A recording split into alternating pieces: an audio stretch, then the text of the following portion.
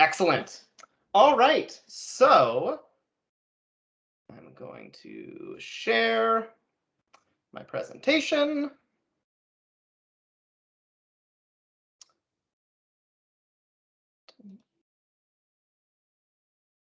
There we go. And can I just get a thumbs up from somebody? They can see my screen. They can see the slide deck. Yes? Okay, perfect.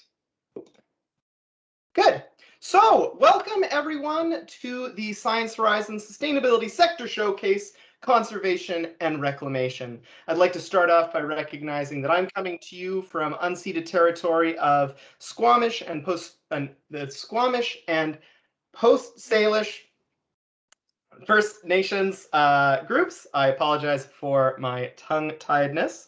I make this recognition as acknowledgement of the work and effort of groups who have come before us to take care of the land and water that we enjoy and use, as well as recognition of my own responsibility and our shared responsibility to do work conserving and protecting those spaces for future generations as well. As we're having these conversations about conservation and reclamation, obviously those two are so strongly entwined.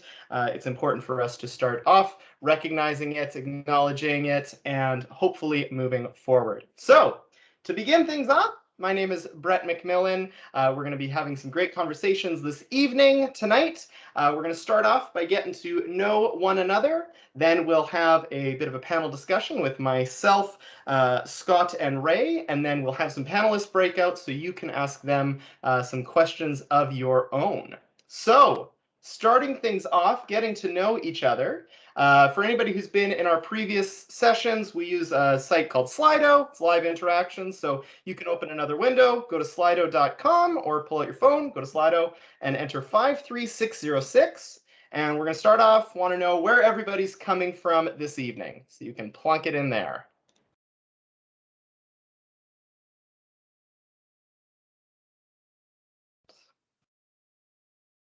And I'm just admitting a few people, so as folks file in, you can see my screen there.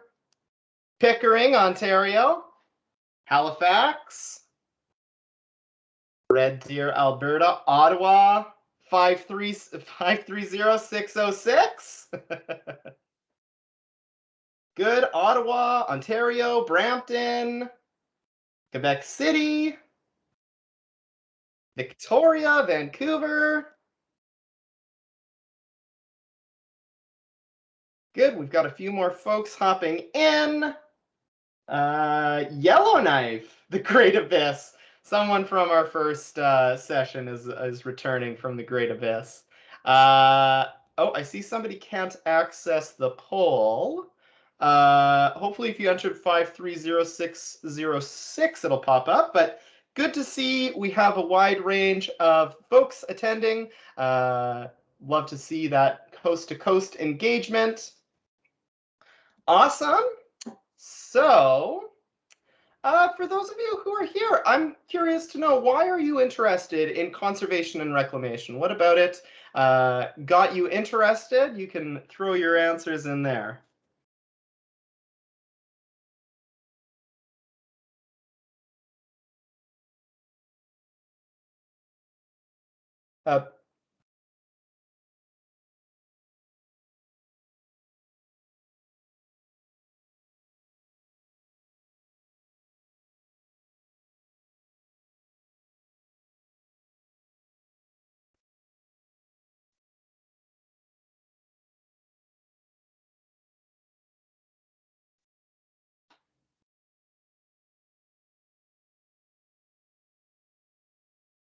Your mom's an environmentalist. Good, good reason.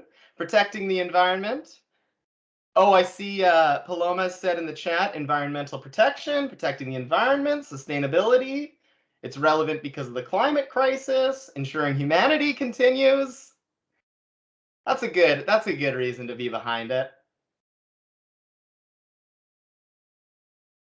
Sustainability, protecting biodiversity. So many good points. Communities, boil advisories, boil water advisories, affecting Indigenous communities, promoting sustainability is a big one. Good. Well, it's great to see so many different perspectives and so many different reasons for us to be engaging on this topic. It's obviously very pertinent, and hopefully from this discussion, you'll come up with a few actions and ways that you can push it forward in your life. To start off with who we are and why we're here today, this is part of the Science Horizons United Nations Association in Canada program. Science Horizons is a wage subsidy program that's focused on equipping youth to work within the green economy of Canada, hopefully advancing conservation and reclamation, as well as many other aspects of the Sustainable Development Goals. That is really something that we try to ground our work in as we upskill youth who are participating in the program. We try to instill the SDGs throughout so that we're able to take actions on them. So when we're talking about conservation and reclamation, we're talking about the preservation of natural spaces, repairing damaged natural spaces, and figuring out how human environments can interact well with natural spaces. And when we're talking about the SDGs, the way that that starts overlapping, if we want to look at specific goals within the Sustainable Development Goals, I think the three that pop to mind are the big environmental ones: number 13, climate action; 14, life below water; and 15, life on land. Preserving natural spaces, so integral to biodiversity, addressing climate change, as somebody said, why they're interested in this, preserving humanity, the climate crisis is ever looming.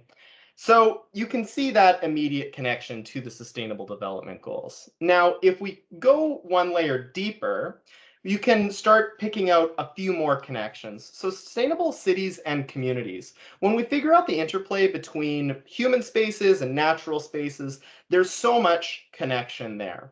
Responsible consumption and production, trying to limit pollution just in general. If we can be using less, it will be less likely to have an impact on those natural spaces. And partnerships for the goals. One of the reasons why I think this is so pertinent is pollution doesn't know borders. Pollution doesn't stop at the border. We need to be working between states. We need to be working in concert between many different jurisdictions, and we need to be working with natural space actors as well while we're working in reclamation and conservation. And the last four goals, and I'll just quickly touch on these. Zero hunger. If we're able to promote natural spaces, we will be able to produce more food. Good health and well-being. There's a myriad of health indicators that are strongly associated with natural spaces. Decent work and economic growth. The ability to use natural spaces to bolster our economy is a huge potential benefit for us to see. And reducing inequalities. This was touched on a little bit in why folks were interested in this, but different communities are impacted in different ways by environmental factors. As we're staring down the climate crisis, as we're staring down many different crises within the environment, obviously we can see that's impacting different communities in different ways. And if we can start to limit those negative impacts, we'll start seeing more communities flourishing, and hopefully as we achieve all the SDGs, we'll see many communities flourish as well. So that's grounding things in the Sustainable Development Goals. You don't want to hear from me, though. You're here to hear from our fantastic panelist speakers. So thank you very much to Scott and Ray. Scott Bowishek is the Director of Youth at Oceanwise. He's also going to correct me on how to pronounce his last name. Scott's work with Oceanwise is focused on engaging youth all around the world on how they can promote strong, healthy oceans. Scott does a lot of great work engaging youth in that. He's also a big hiker and camper. And Ray Solotki is also with us. She's the executive director of Green Igloo. She's going to correct me on her last name as well. Ray does great work with Green Igloo, supporting northern and remote communities to create dome greenhouses to promote food sovereignty. I think Ray might have some corrections for me, but Ray has done some great work. She's studied in northern British Columbia as well as in Sweden, and she has done work in Japan and I don't have it written down. It's the Ray, help me, please. I don't know which one you're looking for. I work in the The Arctic. Is community that in what you're looking Northwest Territories. for? In Nunavik, in the Northwest Territories. Inuvik, thank you so much. She's currently in Red Deer, but does lots of great work in lots of different places. So thank you very much, Scott and Ray, for joining us today. Obviously, on the topic of conservation and reclamation, we are, oh, and I'm going to stop presenting my screen so we can just have a conversation in here. So one of the things that we want to focus on in these discussions are the ways that we see the sector developing, the sector moving forward, and potential challenges that might be faced in the sector. So thinking about conservation and reclamation, Scott and Ray, I'll start off with what are the key trends that you're seeing? Where are there positive trends for us to focus on, and where are there negative trends that we might need to address? Go ahead, Ray, if you want. Sure, I can go first. I should clarify, Brett, that was a wonderful introduction. I'm only in Red Deer for a short period of time. I actually work out of Inuvik in the Northwest Territories and work in remote communities. And I've been working out of Inuvik for the last 7 years. So my trends that I see are very specific to the Arctic and to very small Indigenous communities that we work in. But I am seeing a trend that sustainability and the understanding of how important things are has really changed in the last 2 years since COVID. People are really caring a lot more about who's touching their food, where things are coming from, what happens when roads are closed, what happens when you can't get the groceries that you need. And of course, my focus is also very much on food supply and not necessarily on land reclamation. But there is something to be said about the sustainability from within a community to be able to produce your own food, to be able to have an economy that is based around the food that you produce in your region, and to be empowered to take control of that. And that is a huge part of this industry. And I do see that there are some major changes to listening to Indigenous leaders, listening to people and the ways things were done in the past, and for being honest as to what is the potential moving forward. And so this is kind of the trend I'm seeing is, a lot of stereotypes came at me 7 years ago when I first started working in remote northern communities. Indigenous people don't eat vegetables. People don't want this. People don't want that. Well, the reality is people are stuck by what has been made available to them in the previous years. And so people are starting to really understand what do they want out of life? How do they want to get it? How do they want to support their communities? And what does that look like in a sustainable movement forward? So a lot of those pillars that were discussed by Brett, the partnerships between communities that think they're working in silos and all of these positions, the economic growth that's based around looking at your own community first. These are some of the key changes. People, we were all looking globally. Everything was getting bigger and bigger. Things are becoming more focused on what is happening locally and how are we creating locally. That's what I'm seeing. Interesting. First of all, good afternoon, everyone. It's really a pleasure to be here. Brett was pretty close with the pronunciation. It is Scott Bowishek. And apparently I learned actually not too long ago that it means little rich man, which I am neither. Pretty tall. And but it's full disclosure, I used to work with the United Nations Association in Canada from 2015 until 2019. And had a wonderful time there and had a hand in getting this program off the ground, and delighted to see that it's in very good hands still with Megan, Brett, and Sophia, and really delighted actually to know that you're all on the call. So that's fantastic. Perhaps later on, I do have a few slides that I could share from a previous presentation, but I do respect the question, and I would also like to acknowledge that I live on the traditional and unceded territory of the Musqueam, Squamish, and Tsleil-Waututh peoples in Vancouver. And in the trends that we see in terms of conservation, so I am the director of youth at Oceanwise, and there's 4 or 5 main programs that we run that reach over 500,000 youth each year. And we plan to grow that number quite significantly over the next few years, as really we're going to be entering very solidly the UN Decade for Ocean Sciences, as well as trying to push forward with all the SDGs.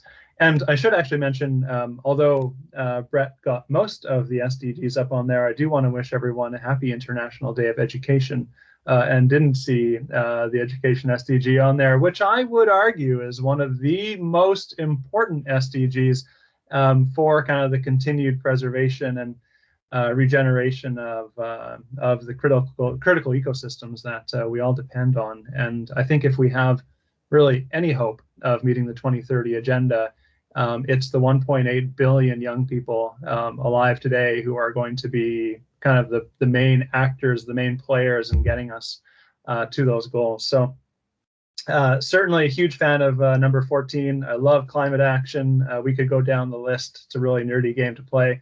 But which are your favorite SDGs? But I know the office in Ottawa has them all over the place, very proudly so. So I'll say a few things about kind of ocean conservation and youth. First of all, and because it's the International Day of Education, I was actually writing a blog post about this and the blue economy, and really the really very interesting opportunities for the blue economy over the next 10 years and beyond, and really related primarily around offshore renewable energy, around marine transport, around fisheries, around ecotourism, and all other ocean-based kind of activities that can add value to communities and to people's lives and to society as a whole. So I think there's DFO is just right in the middle of developing their blue economy strategy, and there's some players, there's some organizations in Canada. I'm thinking specifically about BCCIC, the British Columbia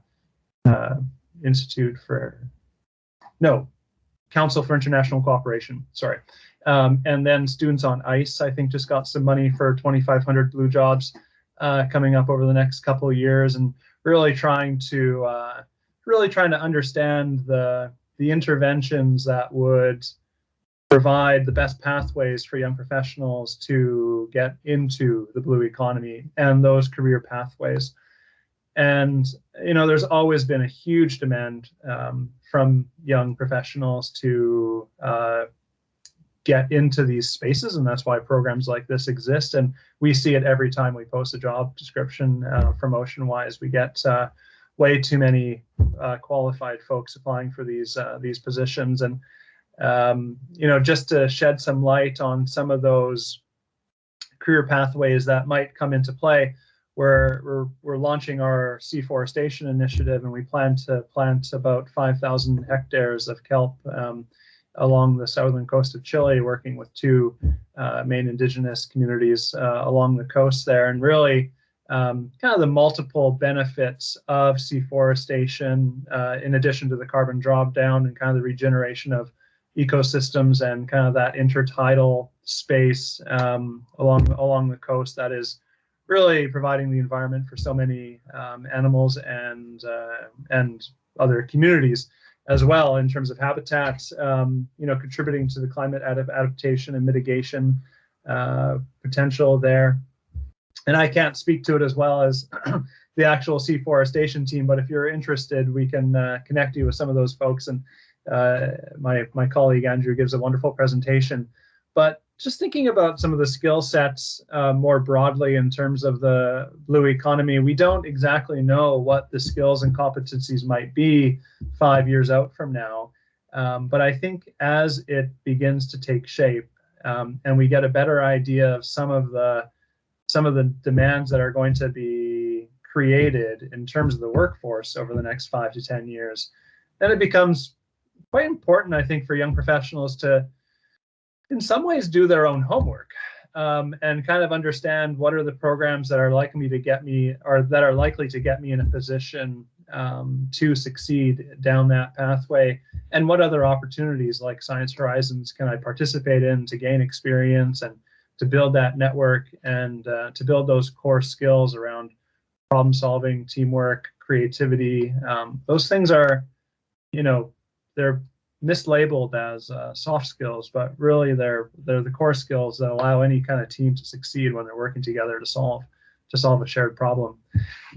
So just, I guess, to try and put this all together, one of the main trends I see is just an incredible passion from young people around this space of sustainability. But then there's sort of a little bit of uncertainty about, okay, well, how do I actually get from A to B in terms of transitioning into a career?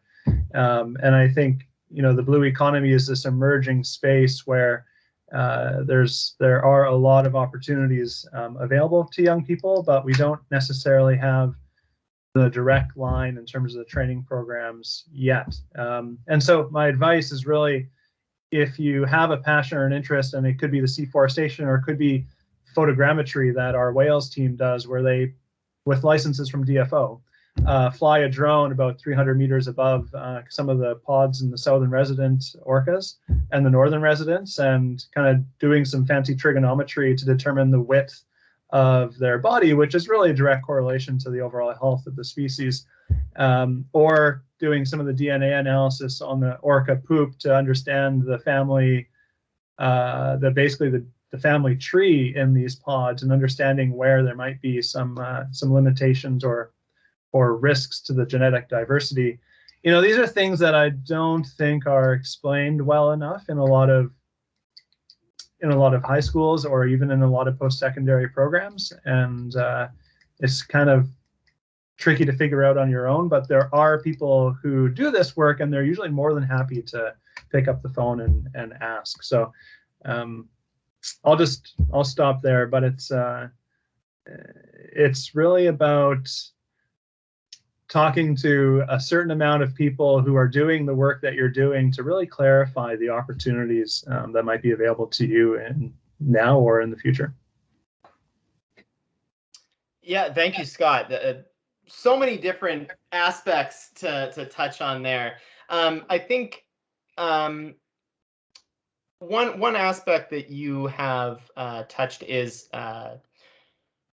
traditional education spaces might lead to traditional solutions. And I think that we as a society are looking at the need for new innovative approaches. So maybe I'll toss it over to you, Ray. With that in mind, how can young folks looking to do work in these spaces start to gain some different, fresh experiences and perspectives? From your experience, how might folks go about doing that, and doing that in a I suppose a good way, one might frame it as? So one of the things that you're always told as a student or a young person, the best way to get this experience is to volunteer, volunteer, volunteer. Of course, that is a way to do it. But one of the things I recommend to you is to go in there as a volunteer, but find a way for your company to pay for you and explain to them why you are valuable. A lot of people think the situation that you are coming into is the only situation possible. For myself, I run a small charity. When I came in charge of the business in August, I had 2 staff, and one of them was about to switch from being a paid employee as a summer intern to a volunteer. And she said, I can't stay a volunteer. As we all know, things cost money. We have to pay our rent. We have to pay our bills. And she said to me, I'm really sorry. I really can't give you the time that you require.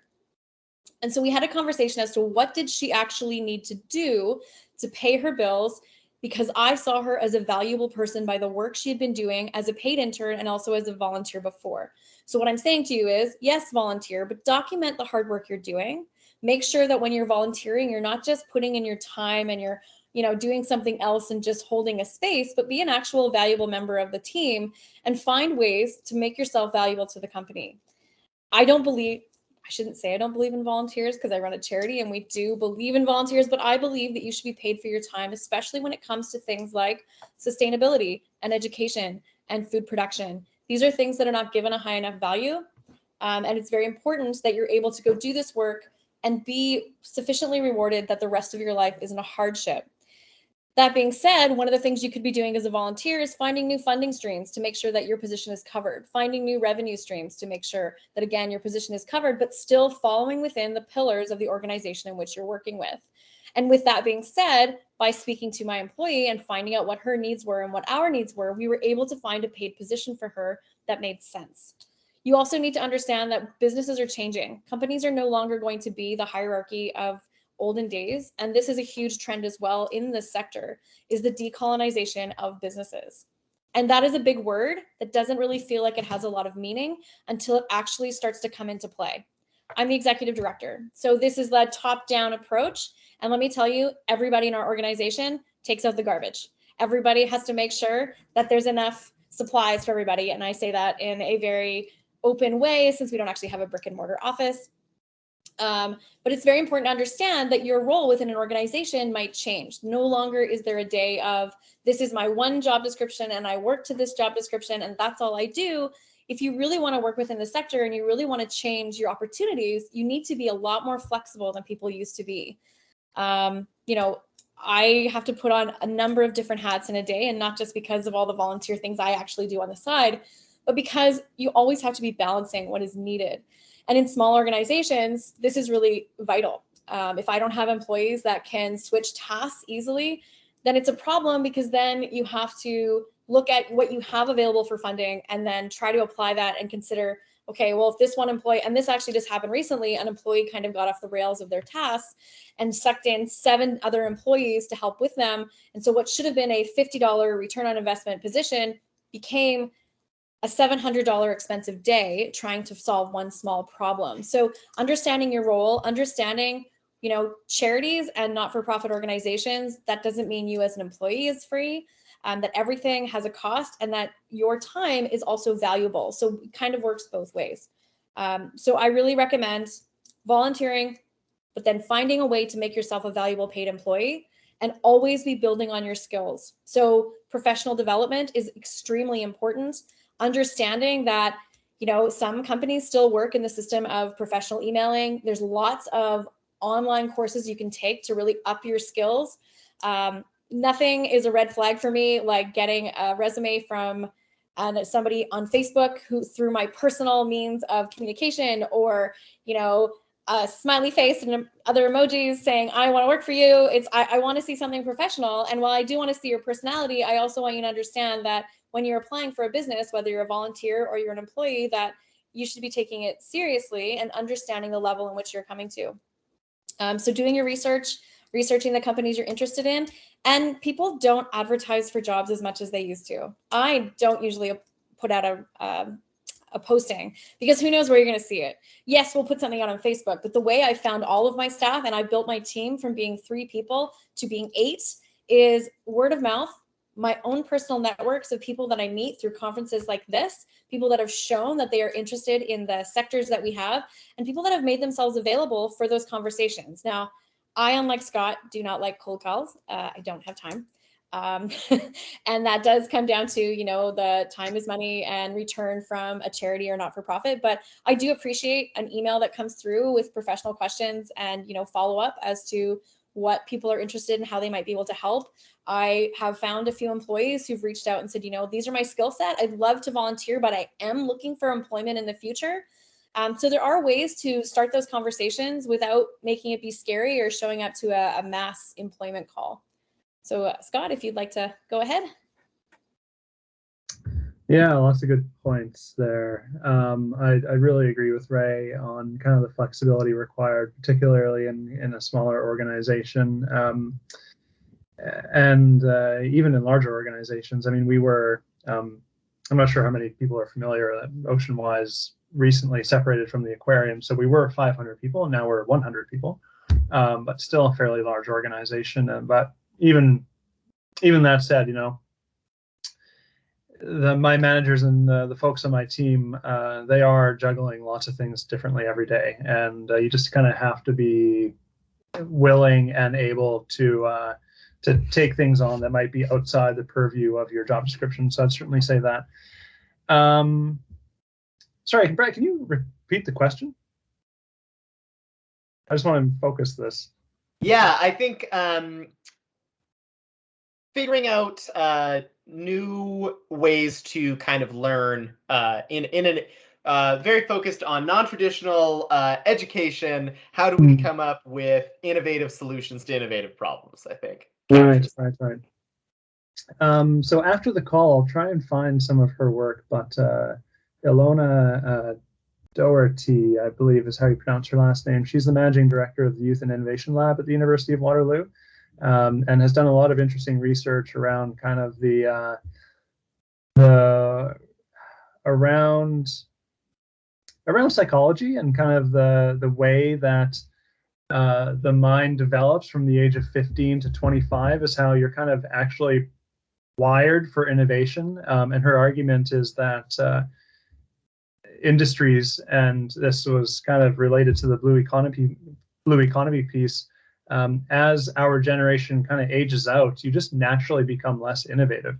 And if companies really want to stay ahead of the curve, it's almost imperative that they bring in young people to help think about new ideas. I mean, we, part of Ilona's argument would be that we talk about kind of the risk taking of young adults in sort of a negative way. We talk about it in perhaps driving under the influence or taking whatever unnecessary risks we probably all have taken as young adults and as teenagers. But there's actually a really great flip side to that, where young adults are willing to take risks for a perceived outcome that others may not have even considered, and the risk reward might be high, but the reward is also quite high. And when you're thinking about that in kind of a business sense, and even for just other conservation ideas, how to approach these problems differently, it becomes incredibly important to engage and empower young people to really share their bold ideas with folks. So there's that piece. On how to continue learning, I mean, the professional development piece is key. I might add to that, I mean, I'm a huge advocate for international experiences for young Canadians, and I know that there are limitations. The cost is clearly a barrier. Time is another barrier. But if you take a look at the Government of Canada's website, there is the International Youth Internship Program, and there are about a dozen delivery organizations that offer international internships around the world. And I think there's data to support kind of the employment outcomes for young people who have had an international experience. It's positive, and I think it really just broadens horizons. It increases kind of the intercultural communication skills, increases the ability to problem solve and empathize, and a whole bunch of really good things. So, I would be honest in the sense that I don't know if when I'm screening folks, if I don't necessarily look too much for the international experience. I don't know why. And I also haven't really found when I'm interviewing for jobs, that the international experience has come over or has come off as overly important. But I would say there's just a whole bunch of things that I could not, there's a whole bunch of personal attributes that maybe I have now that maybe I just can't attribute directly to an international experience, but I still have benefited from in some way, if that makes sense.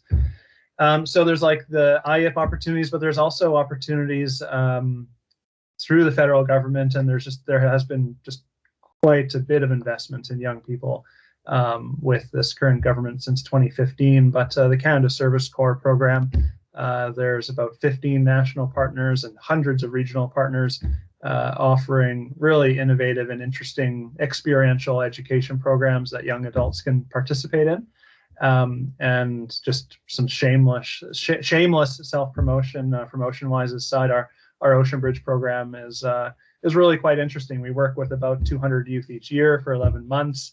There's kind of three main components of the program, but one of them is a remote learning journey where we take a group of youth, usually a group of 40, to kind of a marine protected area in Canada, working with local Indigenous communities to do a whole bunch of reflections and conservation work and kind of team building aspects. And lots of the participants say it's kind of a once in a lifetime opportunity for them, and really just ground their focus, I guess, on careers in sustainability. So the volunteering, absolutely key. On the cold call piece, I do agree. I mean, I don't get that many cold calls. I would say, if you are interested in learning more about a certain position at a certain organization, just quickly Google the best practices around an informational interview. And if you do ask someone, I have done it. I've gotten emails from folks where they said like, hey, I came across your profile on LinkedIn. Do you have 15 minutes to chat? I will usually try and say yes. Lots of, time is money for sure. And lots of people might say no, but have your questions ready. Be direct. Do not waste people's time. Understand exactly what you want to know and ask those questions directly. And I think you'll be pleasantly surprised for the most part. So I'll stop there. Sorry, I wanted to just touch on something Scott said about the international experience. And yes, it's a lot harder right now because of COVID, but actually this international experience is how I came to be where I am now. I actually have a geoscience background, and when I graduated from the University of Northern British Columbia, I ended up going to Japan to teach English, which had nothing to do with my degree. I ended up going and I lived in remote communities. So I was with the JET program. They put you where you're put, but I lived in a community of 400 people in the mountains that was an hour away from a grocery store. So when I moved up to the Arctic, it was very easy for the person who hired me because I'd already shown that I had experience living in a place that was culturally different. I already proved that I could work in a remote location, that I understood what it was like to have, less resources. Now for me, I saw someone was in Yellowknife. For me to get to Yellowknife, it actually is a 3,600 kilometer drive through the Yukon, British Columbia, and Alberta. And my closest large grocery store is in Whitehorse, which is 1,400 kilometers away. So like remote for an hour and remote for like a day and a half are very different things. But it did show on my resume that I had an idea of what this looked like, that I could work with different people and I could work in new areas. I was independent. And also, I was interesting. And one of the things that's happening now as we go remote, or offices are changing, people aren't necessarily hiring you for your skills. They're hiring you for who you are and what you bring to the table. I want to build a team that makes me want to go to work in the morning, that I like to work with, that I can communicate well with, and that I have a deep respect for from day one. We don't want to have to work at these interpersonal relationships. And for the company that I'm running now, we have a Monday morning check-in with the idea that you're not supposed to talk about work. You're supposed to come to the table so that I hear in my head all throughout the week your voice and see your smile in my head, so that as we're talking, I see the best in you. And that's what I want, is interesting people who can communicate. And I know that all of us are becoming a little more introverted as COVID goes on. At least I know I certainly am. But this is a skill that is really important, knowing when to speak and knowing when to listen, and also having something that is a little more interesting. I worked in human resources, I worked in recruitment, and I would see the same resume over and over and over again. Please don't tell me that you're good at Google or at Microsoft Suites. Of course you are. It's 2022. If you don't know how to use Google Sheets or Excel or whatever by now, there's a serious problem. I don't care about that on your resume. I want to know what you did that was important and interesting. I want to know that you went to one of these programs with Oceanwise and that you were able to instrument a change of this sort of protocol so that more people felt comfortable in this environment, or whatever it is you've done. I want to see something that is beyond, I like to read in my spare time. Again, nobody cares about that. I don't care that I'm sorry, like I know that sounds really judgmental, but when you're looking at how to sell yourself and what you're doing, I need to know who you really are, and I need actual deliverables that you have had in your lifetime that can tell me that I can give you a document and you can turn it into something huge. Use some of those class projects that you did that you got a great mark on. Why? What did you do? I had to facilitate a group project with 8 people over Google Meet for the course of 2 weeks, and we produced a 42-page document that received a 98% grade. Give me something with tangibles and information that actually helps me and show me that you're interesting without using an emoji or a lot of exclamation points, which that is directed at specifically one person here, and hopefully she laughs about it. And what Scott said as well about the informational interviews, I have done informational interviews. I am happy to do them if someone sends me an email with a very well thought out, here's what I'd like to speak to you about. Can I please have 10 minutes of your time? But I would like to say to you, the reason I'm soured on them is do not contact me 10 minutes after that 10 minutes starts to ask to reschedule. Do not act flippant and tell me that you are only doing this because you feel like you have to. And if you really want to do it, follow up afterwards. Be polite, be concise. Don't waste my time, and follow up afterwards and thank me for my time. You would be shocked how far a thank you email goes to somebody who has taken time out of their day. And I know that sounds old-fashioned and makes me sound very old, but a thank you goes a long way. And that acknowledgement of time and that acknowledgement of energy is really, really important. And I've actually hired people who have taken the time to say, you know, thank you for that perspective. Based on your advice, I have pursued X, Y, and Z, and I have then pursued them and hired them directly. So it is worth time on both sides.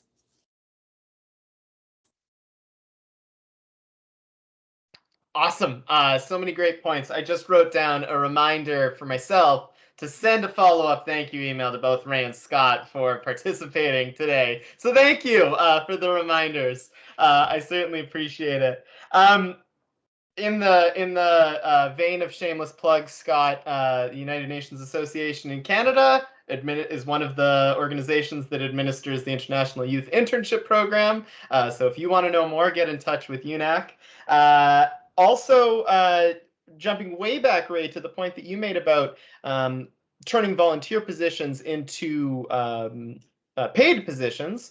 UNA Canada administers 2 wage subsidy programs, and if you as a volunteer can go out, find some of these programs and say, this is an opportunity for you as the person I'm volunteering for to become my employer, that is a great opportunity for you to leverage exactly that. So fantastic.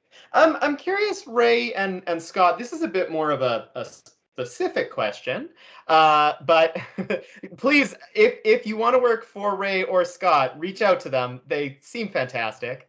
More specific question, on the exchanges side, do you know of any within Canada exchanges? Canada's such a huge country. There's so many different cultures and so many different contexts. I'm just curious if you're aware of any cultural exchange programs similar to IIP.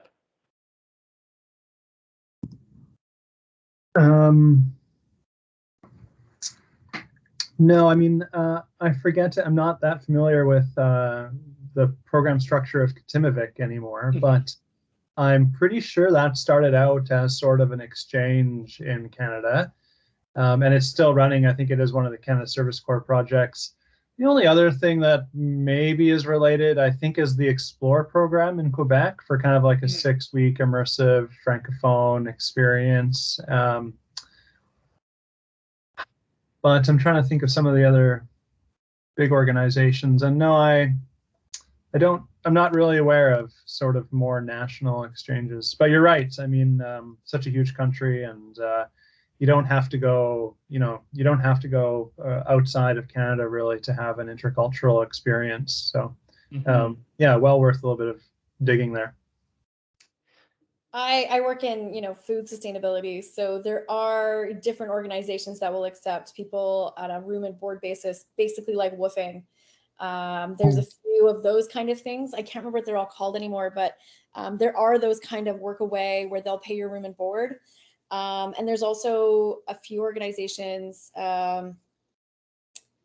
I can't think of the name of anyone. I wish we'd had this conversation a couple of days ago, Brett, because yeah, there are definitely ones, but I know ones that are more agriculturally based. So there are farms as well that, again, you reach out to farms. There's in the Yukon, for example, there's a Yukon Facebook page about farming that quite often people are looking for, that kind of a work exchange. It's not really a cultural exchange, but it's again one of those things where you don't know until you ask. And if you have a respectful way to ask and get your way in and say, look, I'm very interested. And also sometimes it's a matter of taking a job you don't want to get the job you do. And so I probably should also explain, I did not move to Inuvik to work as a food security executive director. I actually moved to Inuvik to work in the restaurant at the hotel.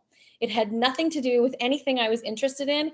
I was interested in living in the North, and that was a cultural exchange for me. I grew up on Vancouver Island during a period of time when there were a lot of discussions of land claims between First Nations groups. And my father was a logger in the Carmana-Walbrand Valley, which many of you are very young and may not know about those conflicts, but I grew up in a household full of conflicts with First Nations people. And you may have seen my Dene partner walk out the door a moment ago. So clearly our conflicts are different, but I wanted to learn about the actual history and living history of Indigenous and First Nations people in Canada. And so I thought this was a great opportunity to move to the Arctic because I'd lived in a remote community. I had background in bartending and serving. So I went up there and I lasted 6 weeks before I was approached because I'd been chatting with people over their coffee and told them how I had this background in HR, in marketing, in education, in administration, in teaching, and all the odd jobs you take in your 20s to pay the bills while you're volunteering for the things to build your resume for doing later.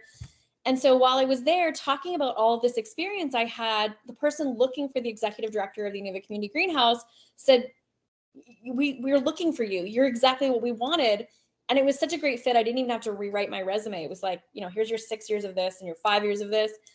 But that's how I got my foot in the door, was by going to the place I wanted to be, supporting myself with a job I didn't really want to have, but I was able to do quite easily. And then building from there. And that is often how you do a cultural exchange these days. We can't all afford to just go live somewhere for our room and board. But you can sometimes apply for a job at a Denny's and then get to know the people and find where they actually need help within the communities, or they have jobs within the communities. Awesome. Ray, you've got a really cool story. I really appreciate getting to listen to it. And definitely I love the point that you make about the many odd jobs adding up to a lot of great experience. I think that that's a really important piece to glean from that.